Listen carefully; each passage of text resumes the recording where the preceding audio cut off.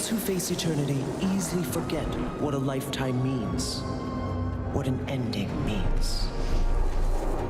You know it doesn't have to be this way. No, Kunavang, it does. They need me.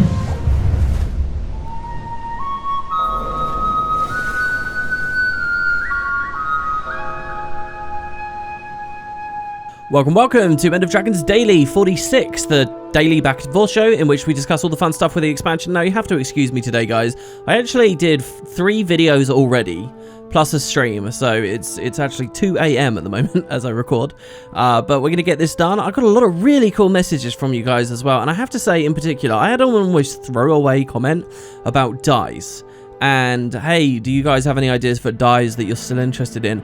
And I don't know whether this is just because the Guild Wars 2 community really does have this big thing about playing Barbie and fashion, but you guys went crazy with the dye comment. So many of you have ideas for dyes. Honestly, here's a sampling of some of the messages that I thought were most interesting, and they really are cool. First, Stephen D says, you could have a dye that changes between 2 colors over time.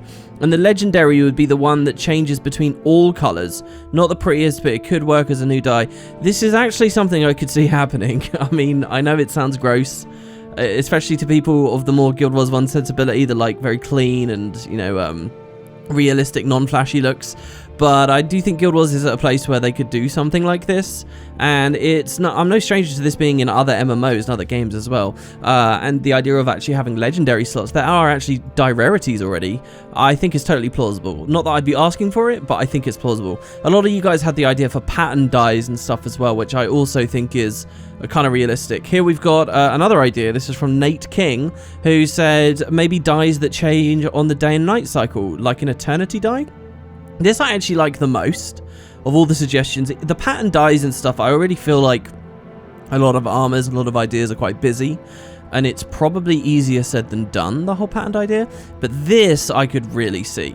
It's one color in the day, it's a different color at night. I can already imagine it in the dye panel as like a square representing the color, but it's sliced in half, and the top diagonally, and the top left is one color, the bottom right is the other, and that's your day and that's your night. You could really see this. An interesting other aside, today I produced my video on some of the unreleased ArenaNet projects, like Project Arrakis. I really recommend you guys check that video out if you haven't yet. I guess maybe it was a boring thumbnail or a boring title or something, but really not as many people have watched or been interested in that subject material as I thought. I mean, to me, it's fascinating. Anyway, to those of you who did watch it, one of those guys' art stations, a little tidbit that I never mentioned, this was actually pointed out by someone on Reddit. It shows very, very quietly in the background a randomize button on the die panel. So this obviously never made it in game, but it looks like the devs have played with the idea of dies being randomized. And whether that means you just hit the button and they all become random and it's just going to look really gross, or whether that means every time you hit a loading screen or something, it randomizes again. It's a bit like the whole finisher randomization idea. I don't know, but it's an interesting feature that we never got in the end, but you can definitely see some kind of dice roll available on there. Maybe if they do some kind of big die thing in the future, we could see all of it. Also, we have this message here, not on dice, but from Relzin, who said, did you decide not to do the cool intro from yesterday? No, it was there. The intro was there yesterday. Like, I've got a problem where I like all the intros at the moment. You know, I need the WoodenPotatoes intro. That's me. That's my brand. I really like having that voice on the trailer. The whole "they need me," you know, the big moral philosophical question that's at the heart of that trailer. The Kunavang stuff. I really want that, and I'm getting a big association with it, so I don't want to lose that. And now we have this other intro. There's even another intro that I might have soon. Somebody might be recreating the idea of the original Guild Wars 2 login screen. And you guys have seen, we've had fan-made Heart of Thorns edition of that. I made my own Path of Fire edition, and then Welk returned to do a POF version of his own. Well, we might be getting an End of Dragons version. I kind of even want that on the show, so Christ, I don't know. I'll try another mix today. You guys can tell me whether you're enjoying it. Also, yes, some of you have noticed I am still relentlessly playing with my mic. Until I'm happy with it, it's going to keep happening. I mean, this is the advantage of being able to do daily videos, right? Next, we've got DJ Gaidan, who says, to comment on the release date for End of Dragons. I feel after the Festival of the Four Winds would be nice. Now, this is a very fun idea. Matches well with the lore, travel to Cantha with the Zephyrites, and not a lot going on in the game around that time. Yeah, I don't feel like we've talked about the Zephyrite enough. The Zephyrite really do seem to have something of a Canthan connection, and there is this idea that they went to Cantha right around the time that they collected the egg. And I really do like the idea that maybe this is because they know an extra part of Glint's legacy, the part of Glint's legacy that deals with Kunavang and whatever collaboration they did. I really think that End of Dragons will talk about Glint plus Kunavang in their conversations. Maybe Kunavang had a different idea or something. And the Zephyrites, the successors of the Brotherhood of the Dragon, are a little bit more in the know. I also just like the idea of doing a bit more with the Zephyrites because, again, it makes that faction feel a little bit more in the fold. It makes the whole game feel a little bit more cohesive. Right now, it kind of feels like they were done with in Season 2 and we haven't really dealt with them much ever since. I know POF had a little bit of a look, but this is a good thought, and they're some of the only people we know that have actually been to Cantha recently. That's a big deal, you know? Nobody else really has. And they could say all kinds of things about the xenophobia and so on. Next, we've got Jason Thaler, who says, actually, I do not think that people don't like hearts. Now, this, I think, is a controversial take, but let's see. Now, hear me out. People don't like hearts that consist of 3 mobs that have a 10-minute respawn time that every player in the area is trying to kill. People don't like to do hearts again and again just to buy an item. People, at least in my experience, love hearts that have something cool and fun and tell a story. Some great examples are the story hearts that they added to the mounts, or the raptor one in which you caught fireflies, raising your shield to protect from a strike in Queensdale, getting into the Nightmare Sylvaria area as one of them, fighting NPCs and talking to the whelps and the Nightmare dogs, killing lightning elementals and capturing their energy in Metrica. In my opinion, some hearts are just poorly made, and those suck so hard that they overshadow the many good ones we have. So you actually sound like a person after my own heart here. I like those hearts you just listed as well. You know, I do think that the Nightmare Court Sylvaria one is a little bit of a cop-out. That's a pretty lazy heart. It's a pretty easy heart to do. You just run around spamming F and killing things, much like many. But it does have that extra layer of your kind of role-playing one of the Nightmare Court, and it's the only heart in the whole game where you can actually lose heart progress. I don't know, maybe one of the Living World releases recently kind of did that as well. But the idea that if you're genuinely mean to those dogs, you lose heart progress. And I really like that. So they did something interesting, and for that reason I like it. But I don't know whether I can agree the majority of players are like us.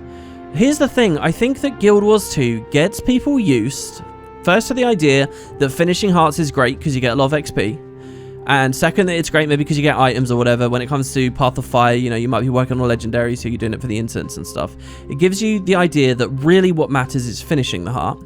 And then, especially through Quarteria, it shows you that some hearts are really fast and easy. In fact, the majority of them are fast and easy. So people acclimate and build that expectation. So now when they find one that takes really long time to do, yeah, they're gonna hate it. Even if it's really interesting, even if there's cool stuff. Like, I always give the example of the one in Bloodtide Coast, where you have to do Hylic Alchemy, unless you get lucky and you're there at the right time when a dynamic event is going.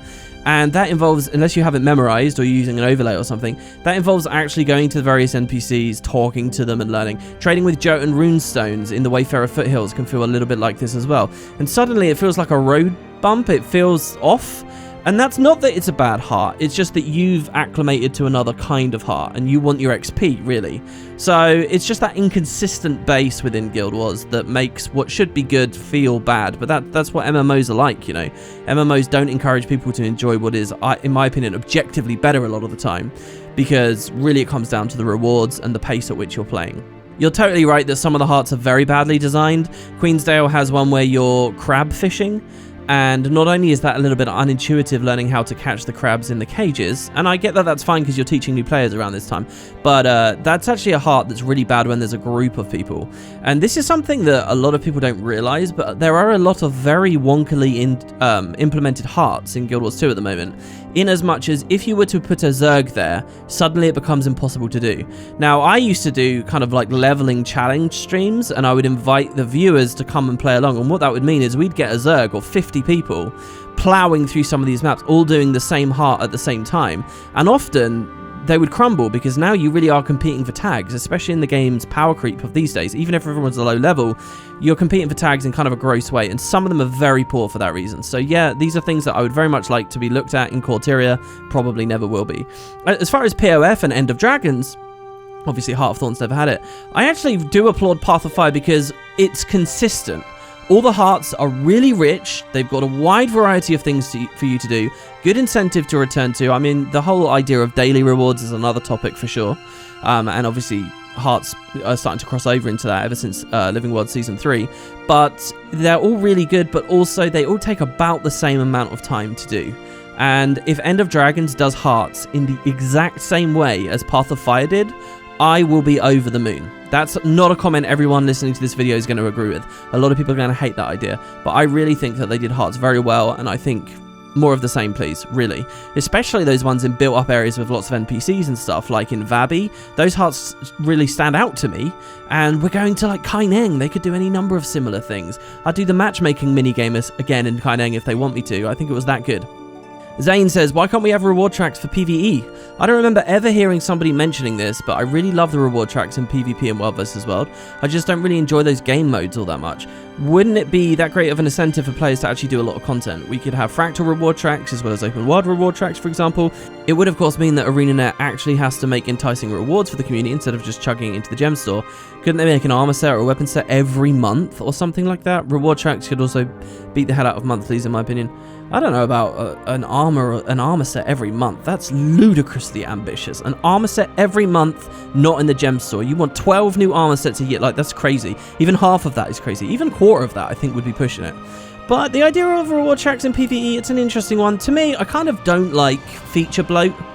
I don't like confused systems that are wrestling with one another, and I kind of view PvE as in a place where it's got enough reward incentives. The answer to me is not to implement reward tracks, it's to look at the stuff that already acts like reward tracks and improve on them. See, think about this. Really? There are reward tracks in PvE. They're the map bonus reward systems. They are just mini reward tracks, and they're unique to every map, and they cycle every week. That's a powerful, awesome system. It came in around Heart of Thorns, and ArenaNet just never really tweaked it enough to be super fun. I mean, for a while, I think it encouraged people to, like, do the Frostgorge champ train and stuff. I think just keeping an eye on these systems, buffering them up, empowering them a bit more, would go a long way. And you saw that they did play with reward tracks a little in PvE through the achievement system with Drizzlewood. Drizzlewood basically is giving you reward tracks, I mean, through and through. Which legion you pick your commendations will go to is progressing a PvE reward track. Yeah, the UI isn't there, but as far as the incentive and all that stuff, it's 100% in place. And looking at the Drizzlewood thing, that's an example of something where I think it's a bit messy. To have that then also on the same map where they have like the world versus world progression mechanic thing going on, I also think is messy, and I'm often feeling a bit exasperated and weird when I play the new content, where there's just a million different ways the devs are desperately trying to make you feel rewarded for playing. I think it's one of the most pathetic, sad feelings in Guild Wars 2, just to see how much of a song and dance they're constantly trying to do to try and make you feel like you're being rewarded for your playtime, and how much that's creeping on top of other ideas and other ideas and other ideas. I'd rather a return to basics and a refinement and just power up what they've already got in there, because I think there's enough. Another die-related comment, but it's not really of the same tack as the ones from earlier. Kessa Mech said, a new super rare drop item type could be die channels for weapon skins. Now this is an interesting one. People have always liked the idea of die channels for weapon skins because it was there in Guild Wars 1, and it was a big part of the customization in Guild Wars 1, and it feels weird to sort of step backwards, so to speak. ArenaNet's argument, and I think it's a sound argument, I've stood behind them with this, is that if you can't dye the weapons, they can do more interesting things with the rewards for, like, cheaper. So if you look at the way they handled all the ascended weapons, yeah, there are very slight model tweaks when you go for different item types and different stat types, but the truth is they're mostly recolors, and they've managed to package that in a more interesting way, or in a way that would have been impossible if people always could have just dyed their weapons. I do stand by the efficiency of that idea, and living in a realistic, real world, I think that they made the right move, making weapons no longer dyeable. This idea you've written does contaminate that and ruin that in a weird way, but I kind of feel like we're late enough in the day to do it. And I also look at, like, when they added dyeable backpacks, you know, it suddenly fills me with inspiration. I really can imagine some dye channels on my weapons now. You know how you've got, like, you click for dyes and there's an armor tab and then there's a mount tab? What if there was a weapon tab after that as well, slightly to the right, and you could click that and you could go through these things? The exact idea of an item unlocks a channel on a weapon retroactively that you choose. That's a whole other layer to it, which, yeah, from a user's standpoint, I think could be really cool. But somehow I'm doubtful ArenaNet would go that far. I think it's more likely that new expansion items are dyeable items, just like how it's only the new backpacks really that are dyeable backpacks. They never retroactively and implemented that feature for some of the old stuff, which really sucks. There's some of those, especially gem store backpacks, that I think if I could dye, I'd be over the moon with.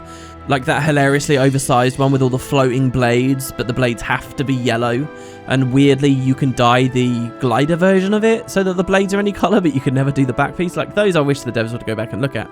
But yeah, I think that for the new expansion, maybe big prestige rewards, they're dyeable variants. You know, maybe you're progressing up and you build a new weapon and the exotic tier is the fully finished thing appearance-wise, but when you take it to Ascended or beyond Ascended, now you're unlocking new dye channels. Maybe this is an idea for a Generation 3 of legendary weapons. I could see it, I really can.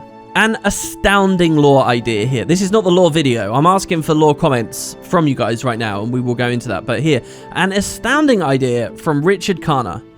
I mean, wow. We've been talking about the idea that maybe there'll be a time jump once this End of Dragons story is over, or somewhere around this trip to Cantha, and we'll be pushed into a new era, and they'll deal with the fact that there's been so many world-ending catastrophes, but are they going to kill your playable character? They can't really do that. How would you do a time jump? Well, check this out. What if Jormag freezes us and we wake up 100 years later? Now, this sounds completely obscene and, like, impossible to happen when you first read it, but hold on. Something really profound happened during the Season 3 era. The devs decided that all the maps and content we're currently playing are frozen in time.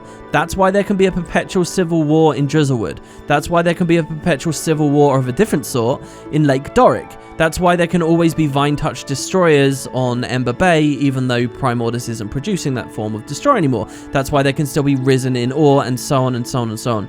There is some kind of like implicit breaking of the Luda narrative, some sort of suspension of disbelief, where we're essentially traveling through time when we go back to those older maps, but we're supposed to be blind to it. It's especially confusing and weird when you're like doing Joko invasions in Queensdale while also doing your human personal story, for example. But we deal with it, and nobody thinks it's this huge problem for the game.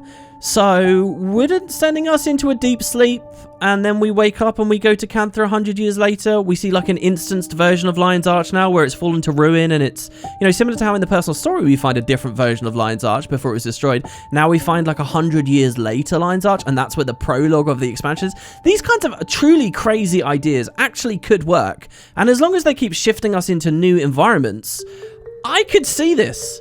And I think it's ambitious, and I think it's ballsy, but that's what I think Guild Wars 2 needs to be at the moment. And this is not time travel, let's be clear, in as much as all the ways that like World of Warcraft went with time travel and so many other long existing franchises do. This is like an implicit like mechanical thing that we're supposed to like hand wave. And yeah, it's much harder of a suspension of disbelief, but I think the payoff could be really, really grand and fantastic.